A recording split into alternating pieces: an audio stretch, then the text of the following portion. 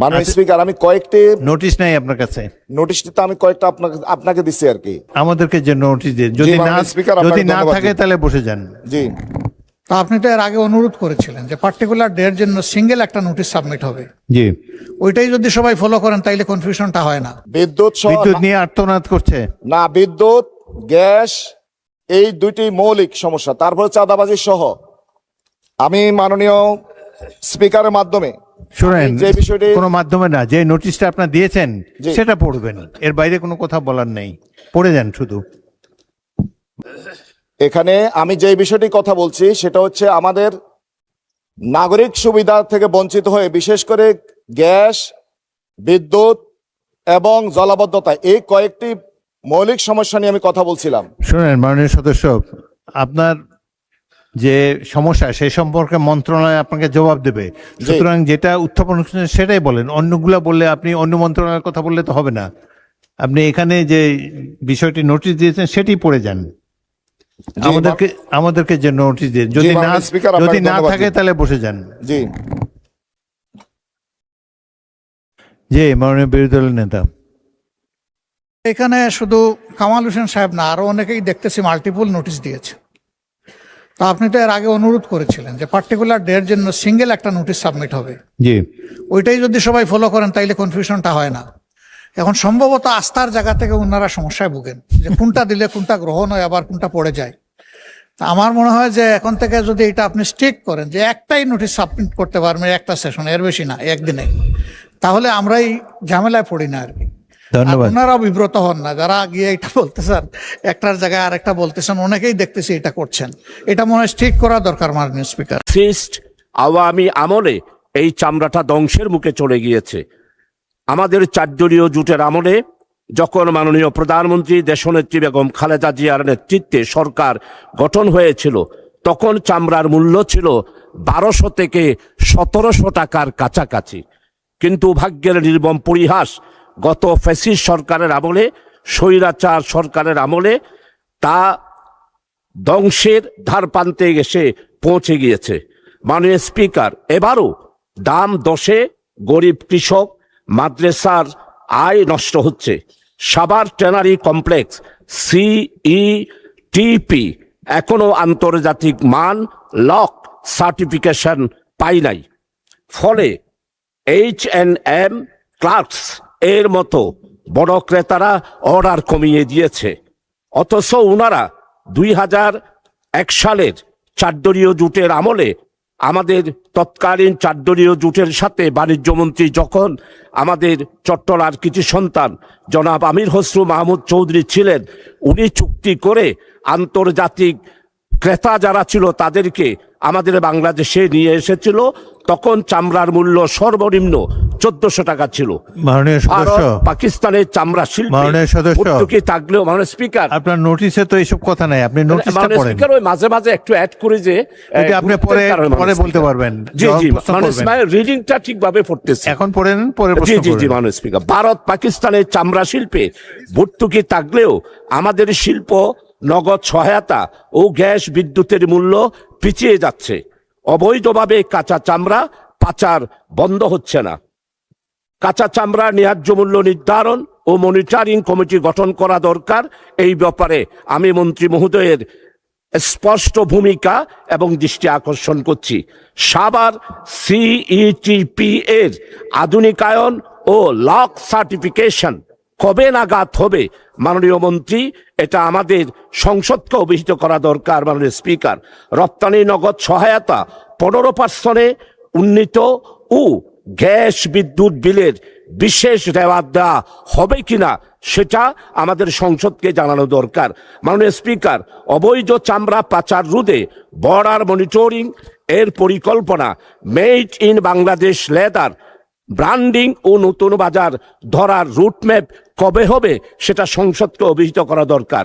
উপরোক্ত জনগুরুত্বপূর্ণ বিষয়ে মাননীয় বাণিজ্য মন্ত্রীর দৃষ্টি আকর্ষণ করছি এবং সংসদকে জরুরি ভিত্তিতে এই ব্যাপারে এই ব্যাপারে অভিহিত করার আবেদন জানাচ্ছি। বিষয়টি অত্যন্ত জনগুরুত্ব সম্পন্ন, জাতীয় স্বার্থ এবং বৈদেশিক রেমিটেন্স অর্জন করার জন্য, বিদেশি রপ্তানি করে আয় করার জন্য এটা বিশেষ খাত। মাননীয় স্পিকার, আপনাকে অসংখ্য ধন্যবাদ। মাননীয় বাণিজ্য মন্ত্রী। মাননীয় স্পিকার, আপনাকে ধন্যবাদ। মাননীয় সদস্য, বিরোধী দলের মাননীয় জ্যেষ্ঠ সদস্য জনাব শাহজাহান খান যে বিষয়টির অবতারণা করেছেন, এটির জরুরতা বা জনগুরুত্বের বিষয়ে কারোরই কোনো দ্বিমত নাই।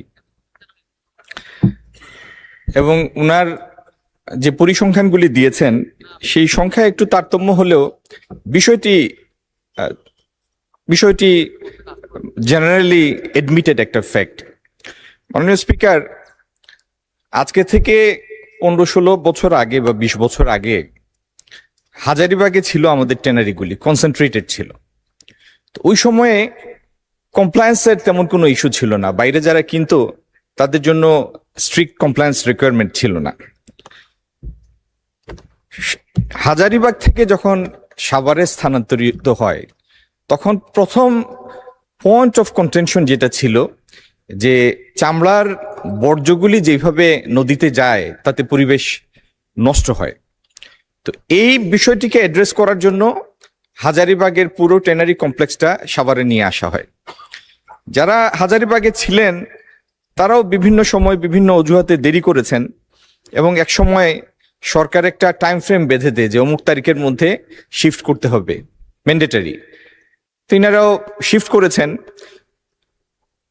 শিফট করার সিদ্ধান্তটা ভালো ছিল মাননীয় স্পিকার, কিন্তু যে উপায়ে শিফটিংটা হয়েছে এই ব্যবস্থাপনাটা ছিল একেবারে পুয়ার। ওইখানে যাওয়ার পরে বেশিরভাগ ট্যানারি দম হারিয়ে ফেলে, তারা নতুনভাবে শুরু করতে পারেনি। এবং সিইটিপি, যেটা আমাদের মাননীয় সদস্য যেটা সিইটিপির কথা বললেন, সেন্ট্রাল এফ্লুয়েন্ট ট্রিটমেন্ট প্ল্যান্ট, এই এফ্লুয়েন্ট ট্রিটমেন্ট প্ল্যান্টটার প্রজেকশন ছিল যে এটি কম বেশি 25,000 কিউবিক মিটার পানি প্রতিদিন পরিশোধন করবে, বর্জ্য পরিশোধন করবে। কিন্তু কার্যত দেখা গেল এটি দৈনিক 14 থেকে 17,000-এর মতো কিউবিক মিটারের মতো পরিশোধন করতে পারে। 14,000-এর উপর করতে পারে যদি প্রি ট্রিটমেন্টটা খুব ভালো হয়। এটির একটি দুর্বলতা।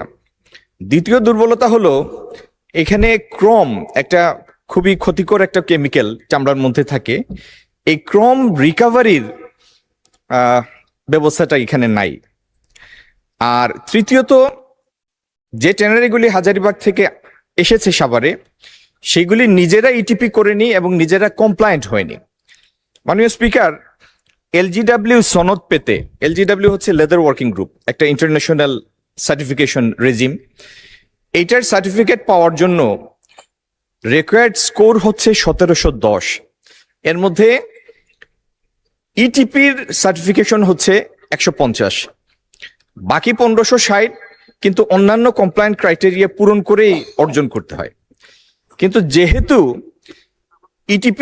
ইটিপি নাই, ইটিপি কমপ্লায়েন্ট না, ইন্ডিভিজুয়াল ইটিপি গুলি নাই, সেজন্য এরা আর বাকি পয়েন্টগুলি স্কোর করে, বাকি কমপ্লায়েন্ট ক্রাইটেরিয়া গুলি ফুলফিল করে কমপ্লায়েন্ট হওয়ার চেষ্টাটা করে নাই। ফলাফল যেটা হয়েছে, 20 বছর আগে নন কমপ্লায়েন্ট ট্যানারিগুলি চামড়া রপ্তানি করতে পারত, বাইরের ক্রেতাদের সেইরকম কোনো কমপ্লায়েন্ট ক্রাইটেরিয়ান ছিল না। এবং যেহেতু রপ্তানি হতো, এটির বাজার ছিল, সেহেতু এই কাঁচা চামড়ার সুবিধাটা, কাঁচা চামড়াগুলি মাননীয় স্পিকার আমরা সবাই জানি মূলত কুরবানির পরে দান হয়ে যায়, মূলত মাদ্রাসাগুলিতে যায়, কওমি মাদ্রাসা এটার উপকারভোগী হয়। তো যখন চামড়ার ক্রেতা কমে গেল, যারা প্রসেস করবে তাদের সংখ্যা কমে গেল, তারা কমপ্লায়েন্ট না, তখন বাজারে যেটার ইম্প্যাক্টটা আসে, এটার ফলে এই দানের চামড়ার মূল্য আর আসে না, যে কারণে কওমি মাদ্রাসাগুলিও এই মূল্য পায় না, এবং মূল্য পায় না বলেই এটা থেকে আস্তে আস্তে তারা বিমুখ হয়ে পড়ছে চামড়া নেয়ার ক্ষেত্রে। তো আমরা এই পরিস্থিতি থেকে উত্তরণের জন্য যে পদক্ষেপগুলি নিচ্ছি মাননীয় স্পিকার, আপনার মাধ্যমে দেশকে জানাতে চাই, আমার মাননীয় সদস্যকে জানাতে চাই। প্রথম হচ্ছে, সব থেকে বেশি চামড়ার চাঙ্ক আসে কুরবানির ঈদের সময়। কম বেশি 1 কোটি পশু জবাই হয়। এই 1 কোটি পশুর মধ্যে গরুর চামড়ারও ভালো দাম আছে, কদর আছে। আর ব্ল্যাক বেঙ্গল গোট যেটা আমাদের নর্থ বেঙ্গলে হয়, এটারও একটা কদর আছে মার্কেটের মধ্যে। কিন্তু এই চামড়া পশুর গা থেকে খুলে নেওয়াটা যদি স্কিল ডুবেতে হয়, তাহলে চামড়াটার মূল্য আছে, এক নাম্বার। দ্বিতীয়ত, চামড়া যদি পশুর গা থেকে খুলে নেওয়ার পরে 4-6 ঘন্টার মধ্যে যথাযথ উপায়ে লবণ মাখানো হয়, তাহলে এটা পরবর্তী 3-4 মাসের জন্য প্রিজার্ভ করার উপযোগী হয়। এই জিনিসগুলি আগামী দিনে আরো বেশিরভাবে ব্যাপকভাবে মার্কেটে এই স্কিলটা স্প্রেড করার জন্য আমরা কিছু ট্রেনিং প্রোগ্রাম নিচ্ছি, এক নাম্বার। দ্বিতীয়ত হলো, আমাদের এক্সপোর্টের সক্ষমতা বৃদ্ধির জন্য সাভারের আমাদের যে central effluent treatment plant CTP, এটার কারেকশন করে এটার সক্ষমতা নিয়ে যাব আমরা 25,000 কিউবিক মিটারে।